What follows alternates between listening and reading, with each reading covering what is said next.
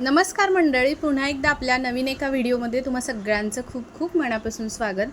तर हो, तुम्ही थंबनेलला पाहिलं अगदी बरोबर आहे. आज आपण पोह्यामध्ये कच्चा बटाटा घालून अगदी झटपट होणारी, अप्रतिम अशी, अगदी लहान मुलांपासून मोठ्यांपर्यंत सर्वांना आवडणारी, अगदी प्रौढ व्यक्तीसुद्धा ओठाने खाऊ शकतील एवढी मऊसूत अशी रेसिपी बनवते. खूपच पौष्टिक आहे आणि शिवाय एकदा का तुम्ही ही रेसिपी बनवली तर नक्कीच दुसऱ्या वेळी बनवाल. म्हणजेच नेहमीचा उपमा रवा पोहे वगैरे खाणं बऱ्यापैकी कमी करून तुम्ही ही रेसिपी नक्कीच आठवड्यातून 2 वेळा तरी बनवून खाल, एवढी जबरदस्त होते. त्यासाठी करायचं काय बघा, सुरुवातीला आपल्याला इथे 2 बटाटे घ्यायचे आहेत कच्चे.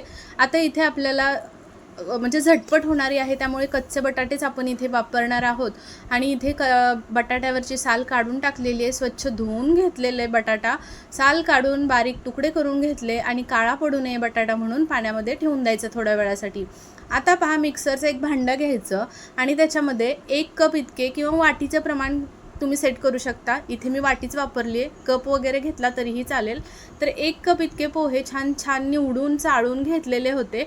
ते छान असे मिक्सरमधून बारीक फिरवून घ्यायचे. आता हे फिरवून घेतलेलं बाजूला ठेवून द्यायचं आणि त्याच मिक्सरच्या भांड्यामध्ये जितकं आपण बटाटे घेतले होते 2, त्याचं 1 वाटी इतकं बटाटे झाले ते घालून घेतले. आलं आणि त्याच्यामध्ये मिरची घालून घेतली आहे. आता इथे 2 मिरच्या घातलेत मी. लहान मुलं जर खाणार असतील किंवा प्रौढ व्यक्तींना पण जरा जास्त तिखट आवडत नाही तर बऱ्यापैकी तिखट कमी करू शकता किंवा तुमच्या अंदाजाने तुम्ही ते कमी जास्त करू शकता. तर इथे पहा, आता छान मिक्स करून घेतलं. त्याच पिठामध्ये जे पोह्याचं आपण पीठ बनवून घेतलं होतं त्याच्यामध्ये आणि लागेल तसं पाणी घालून घ्यायचं. आता पाहू शकता इथे असं छान असं बॅटर तयार करून घेतलं. आता इथे काही जास्त पाणी घातलेलं नाही आहे, पण मी तुम्हाला इथे पाण्याचं प्रमाण एक्झॅक्ट नाही सांगितलेलं. तर तुम्ही तुमच्या अंदाजाने जसे कन्सिस्टन्सी दिसते त्या पद्धतीनं तुम्ही इथे पाणी घालून घ्यायचं आहे. आता पाणी घालून घेतल्यानंतर आपल्याला त्याच्यामध्ये रवा घालून घ्यायचा आहे. तर आता इथे तुम्ही बारीक मोठा कोणताही वापरू शकता. तर इथे अर्धी वाटी रवा घालून घेतला आणि 2 चमचे इतकं दही घालून घेतलं. छान मिक्स करून घ्यायचं. पहा, अगदी व्हिडिओमध्ये दाखवते त्या पद्धतीनं. परत आपल्याला याच्यामध्ये काय करायचं आहे, कन्सिस्टन्सी ॲडजस्ट करण्यासाठी पाणी टाकायचं आहे, जेणेकरून व्यवस्थित आपलं हे बॅटर तयार होईल. तर इथे पाहू शकता मी इथे पाणी आता बऱ्यापैकी टाकून घेतलेलं आहे आणि पहिलं मिश्रण आपलं जास्त रवा घातल्यानंतर थिकच झालेलं होतं. तर रवा छान फुलावा यासाठी आपल्याला जितकं गरजेचं आहे तितकं पाणी घालायचं आहे. तर पहा, इथे मी व्हिडिओ दाखवते अगदी या पद्धतीनं गाठी गुठऱ्या सर्व मोडून घ्यायच्या आणि एक 10 ते 15 मिनटासाठी हे बॅटर आपल्याला ठेवून द्यायचं आहे रेस्टसाठी. नाही ठेवलं तरी काही हरकत नाही, पण थोडंसं जर आपण मोठा रवा वापरला असेल की नाही तर तुम्ही इथे ठेवू शकता. मी मोठाच वापरला आहे म्हणून 10 मिनटं ठेवून घेतलं. जर तुम्ही बारीक वापरला तर अजिबात ठेवायची गरज नाही, कारण लगेच आपला रवा मिक्स होतो. चवीपुरतं मीठ घालून घेतलं पहा आणि 10 मिनटानंतर इथे लगेच पॅन ठेवून घेतलेला आहे आणि पॅनवरती पहा तेल लावून घेतलं. आता हे कच्चा बटाटा जरी असला ना तरीसुद्धा इथे पाहू शकता पोहे आपण याच्यामध्ये घातलेले आहेत, रवा घातलेला आहे, त्याच्यामुळे कुठेही तव्याला चिटकत नाही आणि अगदी व्यवस्थित छान असं मऊसूत होतं. मऊसूत हवा असेल तर मऊसूत बनवा, क्रिस्पी हवा असेल तर जास्त वेळ ठेवून क्रिस्पी बनवू शकता. मध्यम आचेवरती व्यवस्थित असं पसरून द्यायचं बॅटर. साईडनं छान असं तेल सोडून घ्यायचं.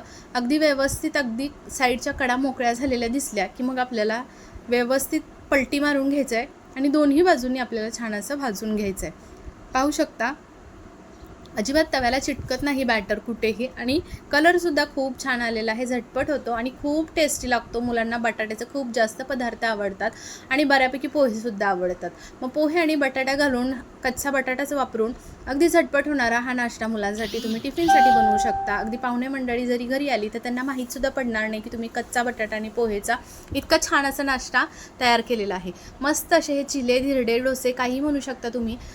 या पद्धतीनं पहा आपण सर्व बनवून घेणार आहोत. तर एक काढून घेतलेला आहे.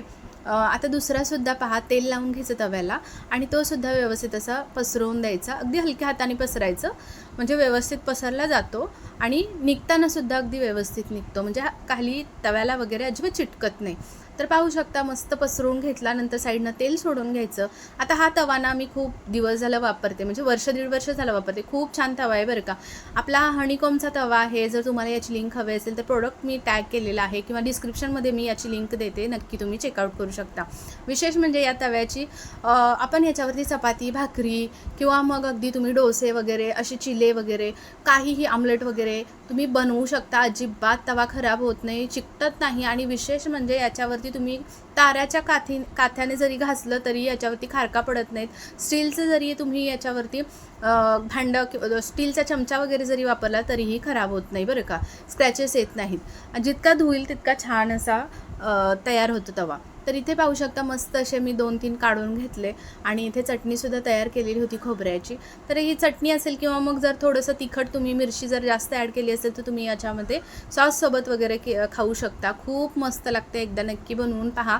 लहान मुलांना किंवा प्रौढांना खूप जास्त आवडते आणि सर्वांची खूप जास्त आवडते होते. त्याच्यामुळे पौष्टिक आहे, झटपट होणारी आहे आणि विशेष म्हणजे काहीतरी वेगळं. नेहमीचा पोहे उपमा खाऊन आपण कंटाळलेलेच असतो, त्यामुळे नेहमीचं सोडून काहीतरी वेगळंसुद्धा होतं. आणि एकदा बनवून पहा, मला कमेंट करून सांगा. बऱ्याच वेळी तुम्ही कमेंट करून सांगता, खरंच खूप भारी वाटतं. आणि कशी वाटली रेसिपी ते नक्की मला सांगा. कुठून पाहता आपली रेसिपी ते सुद्धा सांगत चला, जेणेकरून मी तुमचे आभार मानू शकेल. आपली ही रेसिपी जास्तीत जास्त लोकांपर्यंत शेअर करा. आपल्या चॅनलवरती अजून कोणी नवीन असेल तर नक्की चॅनलला सबस्क्राईब करून त्याच्या पुढील बेल आयकॉन प्रेस करा, म्हणजे माझे व्हिडिओ तुमच्यापर्यंत नक्की पोहोचतील. चला उद्या पुन्हा भेटू, तोपर्यंत धन्यवाद.